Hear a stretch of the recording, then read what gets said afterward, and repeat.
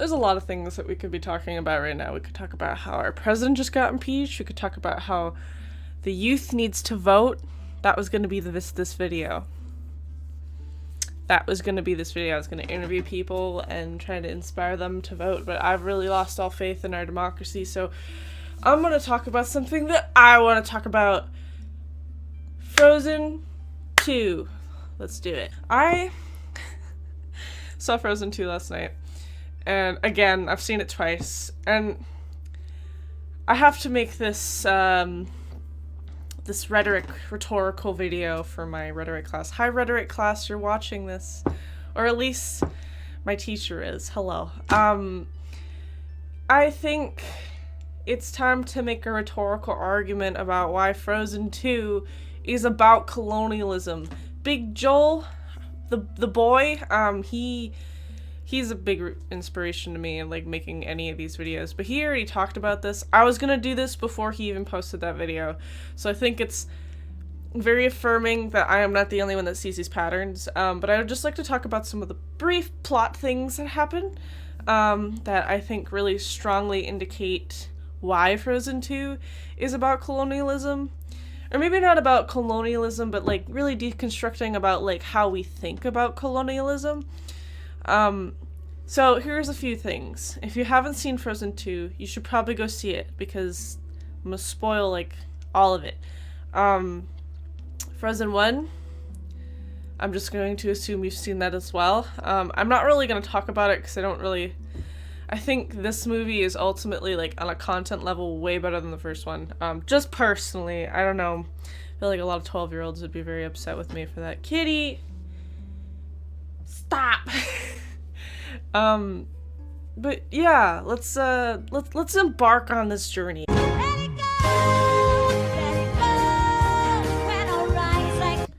So, Frozen 2, brief plot synopsis. It's nothing, there's a lot going on, and I'm not going to attempt to address everything in this video. This could be a series for all I know, but there's just so many different things happening talking about colonialism, but I'm just going to give you a synopsis real quick. So Elsa, our frozen friend who can do ice things, and Anna, her lame sister who can't do frozen things, and the whole gang. You got the reindeer dude, you have Kristoff. So it's Olaf, Kristoff, and Sven. They all go on this mighty adventure, and it all starts off with Elsa hearing this voice from the distance while she's being an Arendelian queen or whatever and ruling over her realm. And she hears this voice and she wants to answer it, but she also wants to ignore it because she knows it probably means a lot of, you know, hectic situations for her family.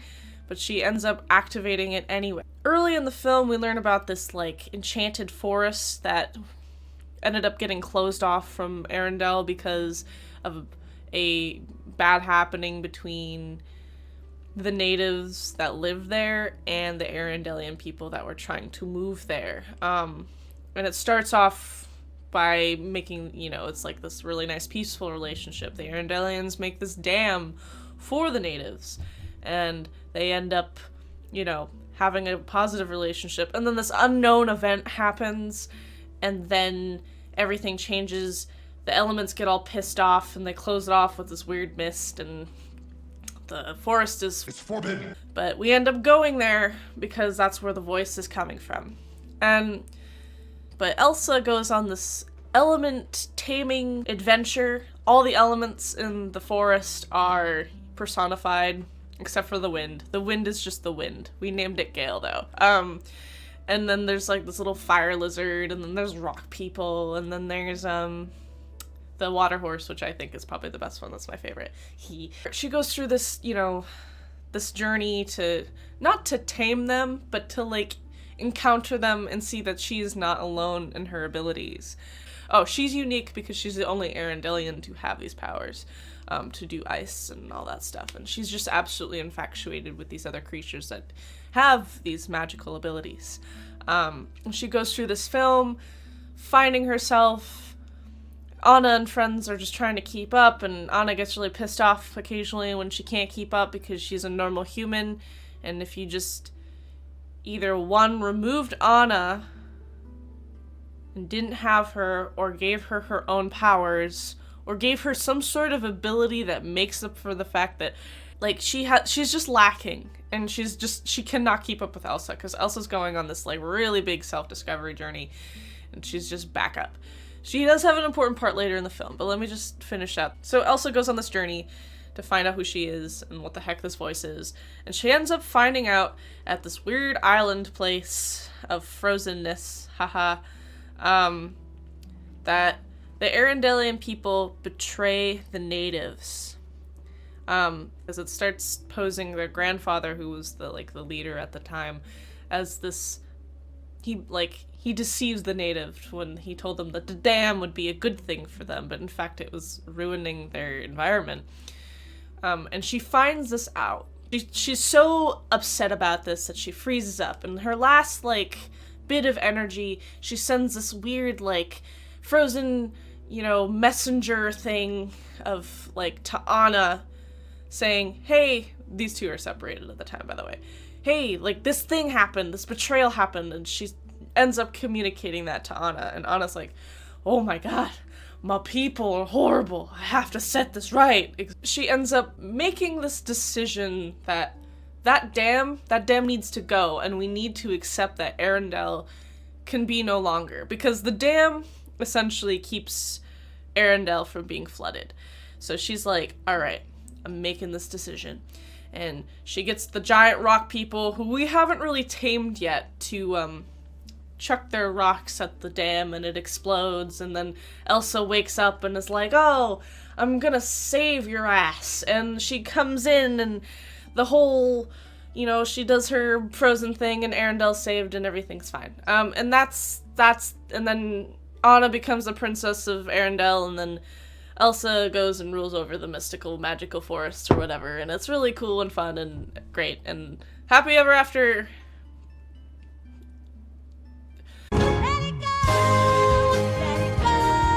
Alright, friends, here's the rhetoric. Here's what you're looking for. Grade me on this.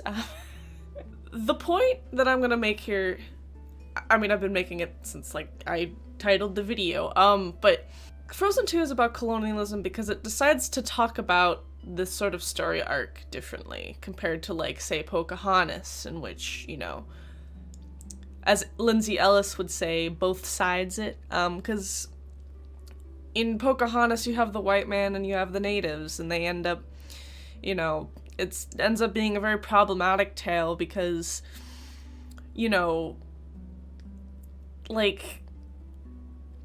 have Indians calling the white men savages. That's not, I think, accurate and or a great representation of what actually happened, and it does not make this situation okay. And so, in contrast to Frozen 2, where the Arendelians, aka Elsa and Anna, have to make this decision that, okay, our people did something wrong, so we're gonna right this. We're gonna make this right.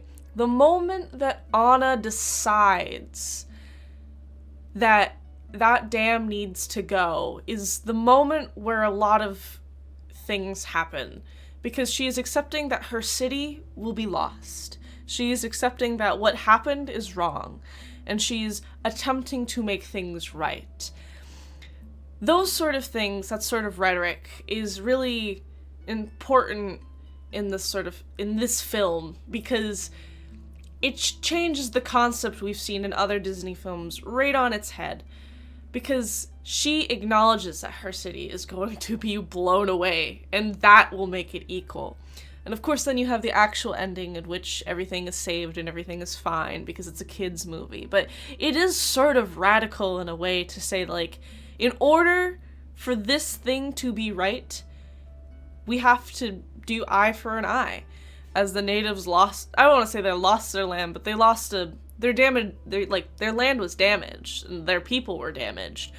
So it's very radical for Disney to be posing these ideas. I think rhetorically, as a film, it's revolutionary. And I think it was very interesting and almost very risky for Disney to talk about these really complex topics in their film with one of their most successful franchises. It's ballsy.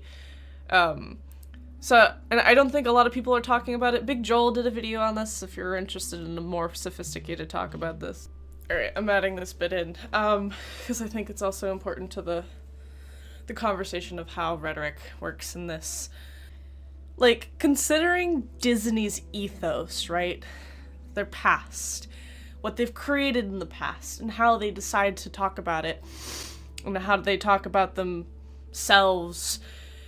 The conversation here is unique because it goes against previous arguments that they've made with Pocahontas and whatnot. This movie focuses more on pathos because it makes an argument for natives, which is not really what happens in other films, and I think for the most part colonialism is discussed differently.